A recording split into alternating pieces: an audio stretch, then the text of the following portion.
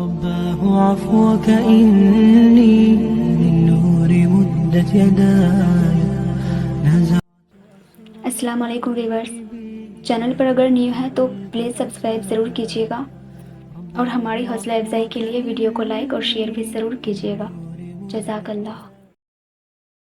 جب آپ اپنے کمرے میں آدھی رات کو رو رہے ہوتے ہیں تو اللہ فرشتوں سے پوچھتا ہے، میرے بندے کو کس نے رلایا ہے؟ تو فرشتے اللہ کے آگے رونے لگتے ہیں اور کہتے ہیں، تیرا بندہ کب سے مسکرایا نہیں ہے، تو جانتا ہے کہ اس کے دل میں کیا ہے۔ یا اللہ تو اس کے لیے آسانی پیدا فرما۔ اللہ جواب دیتا ہے، وہ اس چیز کے لیے رو رہا ہے جو اسے بہت پیاری تھی اور اس نے اس چیز کو کھو دیا ہے۔ پھر اللہ فرماتا ہے، میرا بندہ جو چیز کھو گیا ہے میں قسم کھاتا ہوں کہ میں اس کو اس سے بھی بہترین دینے جا رہا ہوں کہ اس کو لگے گا ہی نہیں کہ اس نے کبھی کچھ کھویا ہے۔ تم سست پڑ سکتے ہو، چھپ کر بیٹھ سکتے ہو، حوصلہ ہار سکتے ہو، لیکن خود کو ختم نہیں کر سکتے۔ مرنے کا ارادہ نافرمانی ہے اور اس کی کوشش کفر ہے۔ جو لوگ خود کو قطرہ قطرہ ختم کرتے ہیں وہ بھی خودکشی ہی کرتے ہیں۔ تم انسان ہو، ہمارے دلوں پر الہام ہوتے ہیں، تم دلدل کے پھول نہیں ہو۔ ساری تباہیوں طوفانوں کے بعد بھی یہ زمین قائم و دائم رہی۔ اگر مٹی کی ڈھیری قائم و دائم رہ سکتی ہے تو نور سے منور سینہ کیوں نہیں؟ تمہارے لیے بہت خوبصورت چیزیں اللہ نے پلان کر رکھی ہے، اس لیے انتظار سے مت تھکو۔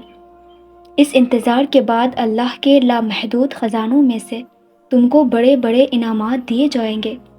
بس تم اللہ سے دعا مانگتے رہو، اللہ کے راستے پر جمے رہو، تمہیں جلد ہی قبولیت کی خوشخبری سے نوازا جائے گا۔ زندگی ہمیشہ ایک سا رنگ نہیں رکھتی، کبھی یہ اتنی مہربان ہو جاتی ہے کہ یوں لگتا ہے کہ کائنات میں کوئی غم نہیں، اور کبھی یہ یوں رخ بدل لیتی ہے جیسے مسکراہٹ کبھی اس کا حصہ ہی نہ رہی ہو۔ اللہ سے رجوع کرنے میں کیسی جھجک، اس کے پاس گزرے ہوئے کل کی معافی بھی ہے اور آنے والے کل کا انعام بھی۔ وہ تو بڑا غفور الرحیم ہے۔ جانتے ہو معاوضے کب ہوتے ہیں؟ معاوضے تب ہوتے ہیں جب ہمارے الفاظ ناکام ہو جاتے ہیں اور الفاظوں کی جگہ آنسو ہمارا حال دل بیان کرنے لگتے ہیں، جب ہمارے صبر کی آخری حد ہوتی ہے اور تمام دروازے بند نظر آتے ہیں، مگر دل پھر بھی یہ کہہ رہا ہوتا ہے، بس تھوڑا اور صبر، یہ راستے تیرا رب خود بنائے گا۔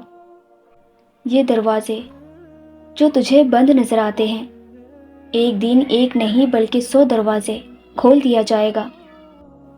حضرت یوسف علیہ السلام جانتے تھے کہ سارے دروازے بند ہیں، پھر بھی بند دروازوں کی طرف دوڑ پڑے تھے اور اللہ نے ایک ایک کر کے سارے دروازے کھول دیے۔ کبھی اگر لگے کہ سارے دروازے بند ہیں تو یاد رکھو کہ تمہارا اور حضرت یوسف علیہ السلام کا رب ایک ہی ہے۔ وہ معجزے جس کے انتظار میں تم ہو، وہ تو تم سے بھی زیادہ بےتابی سے تمہارا منتظر ہے۔ تمہارے لیے راستے بھی بنا دیے گئے ہیں اور تمہاری دعاؤں کو بھی سن لیا گیا ہے۔ تمہارے نصیب میں صبر کا سنہری صلہ لکھا جا چکا ہے۔ تمہارے آنسوؤں کی تمام گنتیوں کو مد نظر رکھ کر خوشیوں کا میلہ تمہارے نام کر دیا گیا ہے، کیونکہ جب بات اللہ پر کیے گئے یقین پر آ ٹھہرے تو موضوع کا واقع ہونا لازم و ملزم ہو جاتا ہے۔ تم ابھی جس بھی مشکل میں پھنسے ہوئے ہو، اس مشکل سے تمہیں اللہ کے سوا کوئی نہیں نکال سکتا، تو پھر ادھر ادھر کیوں بھاگ رہے ہو؟ ٹھہر جاؤ، یہی رک جاؤ۔ جس مدد کی تمہیں تلاش ہے وہ بھاگنے سے نہیں ملتا، بلکہ اللہ کے سامنے سر جھکانے سے ملے گی۔ یہی غلطی تو پہلے بھی تم سے ہوئی تھی، تم اللہ کے سامنے نہیں جھکے تھے، اس لیے حالات ایسے پیدا کر دیے گئے جو تمہیں اللہ کے سامنے جھکا دے۔ سمجھو اس بات کو کہ دنیا میں اللہ کے علاوہ کوئی بھی دوست اور مددگار نہیں۔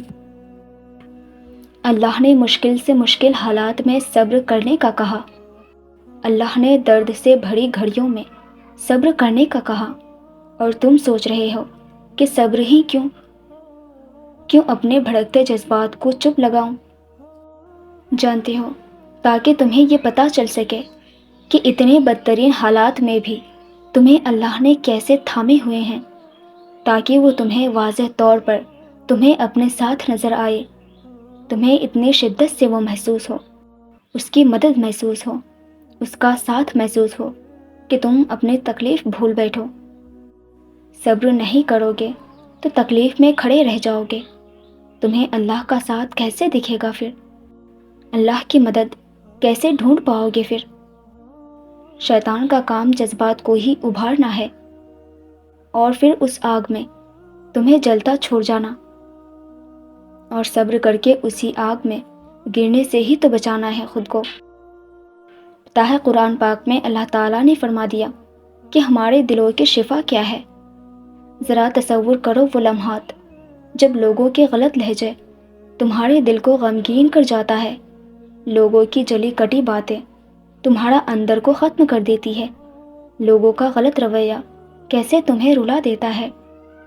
اللہ تعالیٰ جانتا ہے کہ ہمارا دل ہی ہے جو سب سے زیادہ متاثر ہوتی ہے، ہمارا دل ہی ہے جو ٹوٹ جاتے ہیں، زخمی ہو جاتے ہیں، اور ان کے لیے واحد شفا اللہ کا کلام قرآن پاک ہے۔ پھر ہم کیوں اس قرآن کو چھوڑ کر ہر جگہ مرہم تلاش کرتے ہیں؟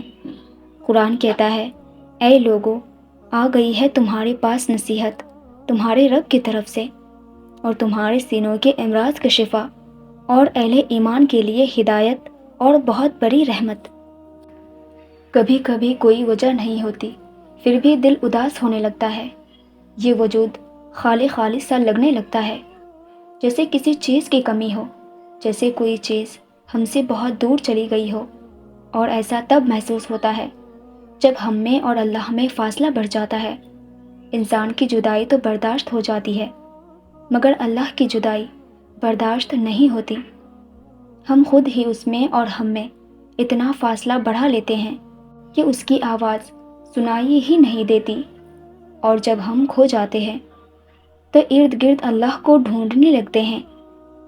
ہم اس کی کسی پکار کا جواب نہیں دیتے، مگر وہ ہماری ہر ایک پکار پہ ہمیں جواب دیتا ہے، بس ایک تڑپ پہ ہمارا ہاتھ تھام لیتا ہے۔ ہم اس سے محبت اپنے غرض کے لیے کرتے ہیں، مگر وہ ہم سے بے غرض محبت کرتا ہے، اتنی بے غرض کہ ساری زندگی اس سے غافل رہنے کے بعد بھی جب اس کا بندہ اس کے در پہ آئے تو وہ ٹھکراتا نہیں، بلکہ اپنے آغوش میں چھپا لیتا ہے۔ ویورز، ویڈیو اچھی لگی ہو تو مجھے لائک اینڈ کمنٹ کر کے ضرور بتائیے گا، اور اسی طرح کے اسلامک موٹیویشن کے لیے ہمارے چینل کو بھی ضرور سبسکرائب کیجیے گا۔ جزاک اللہ۔ رباه عفوك إني للنور مدت يداي، نزعت أسرار قلبي